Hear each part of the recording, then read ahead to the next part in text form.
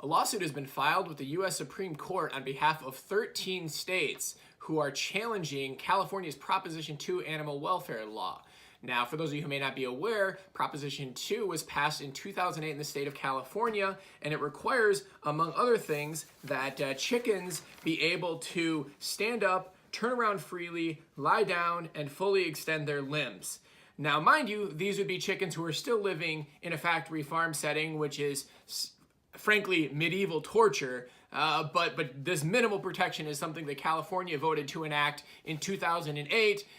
States like Iowa say, no, we don't think that that's necessary.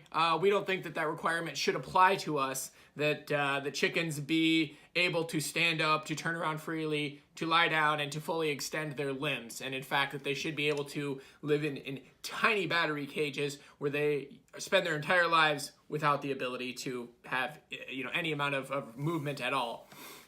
And of course, this is not done in the name of animal welfare, because that's not a particularly favorable argument for them, but rather it is couched in the Constitution. And they say that under the U.S. Commerce Clause, it is left to the federal government to control commerce between the states rather than amongst the states themselves. So in this instance, California has passed a law requiring certain conditions for eggs sold in their state. And so Iowa and other states are saying, we don't want to have to be beholden to that when we ship our eggs to California. We want to be able to raise them in whatever lesser conditions we have.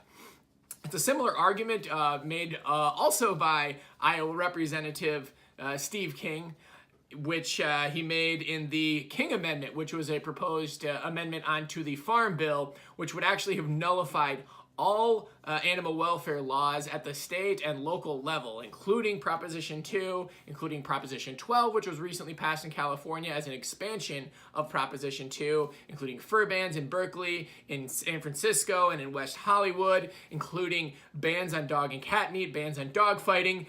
Pretty basic stuff. But of course, the appeal to the Constitution says, nope, none of that should apply, and we should be left only with federal animal welfare regulations, which are literally non-existent for over 95% of the animals used for food. So there are no federal regulations for the welfare of chickens, for the welfare of fishes. There are minimal animal welfare regulations at the federal level for pigs and for cows.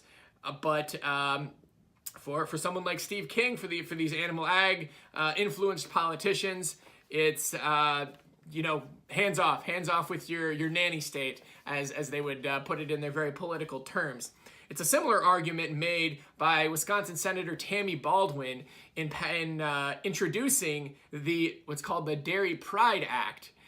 It's something that was introduced under the guise of consumer choice, saying that we need to shield consumers who might be confused if they see something called almond milk, if they see something called soy milk or rice milk, and they get confused and drink that because they thought it was dairy milk from a cow that they wanted to buy.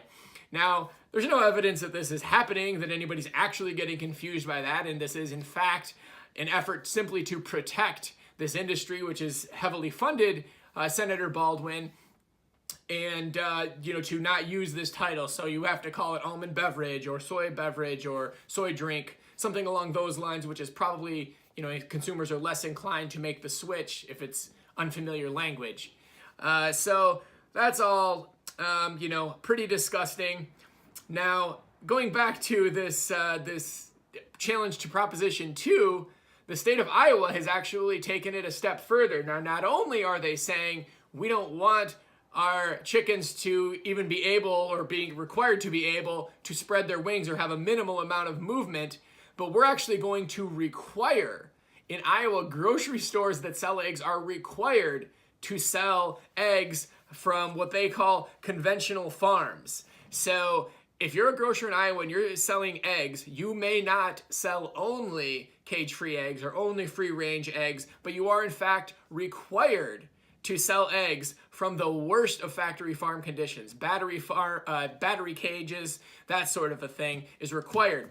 Now, once again, They don't make these arguments from an animal welfare perspective because that is a major losing argument. They gloss right over that one. And again, this is made in the interest of consumer choice. Hey, people should have their options. They should be able to choose horrific animal cruelty if they want to. And we shouldn't be excluding people who don't have a lot of money from our options here by only selling cage-free eggs, which are more expensive.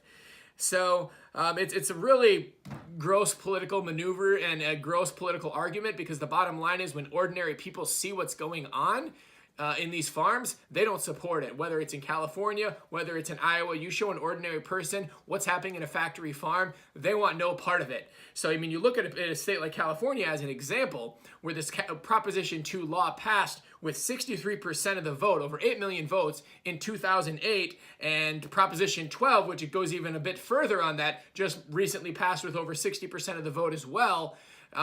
So that's all fine and well, and it's a good indication of kind of where people's hearts and minds are on animal welfare. So they're definitely in the right place. But even in a place like California, unfortunately, what we see is there's not a lot of teeth behind even these regulations. So despite the fact that Proposition 2 passed and is overwhelmingly supported by the constituents of California, there have been precisely 0 successful prosecutions under Proposition 2 since it went into effect on January 1st of 2015.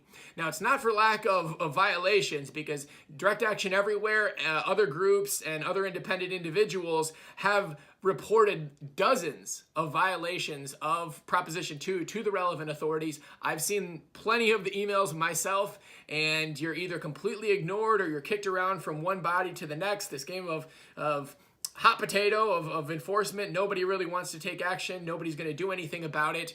And, sometimes there have been a few instances where there was a case opened up, but bottom line, there have been 0 successful prosecutions. It highlights why the investigations by groups like Direct Action Everywhere and Mercy for Animals are so important, and why it's important that we have independent media sources who can bring you the truth on these issues. Because when we have, as we do now, a government which is fundamentally broken, a system which is fundamentally broken, in which government is reinforcing rather than regulating these industry abuses, it's left to ordinary people to take action and to speak up and to hold our elected officials accountable to the will of the people.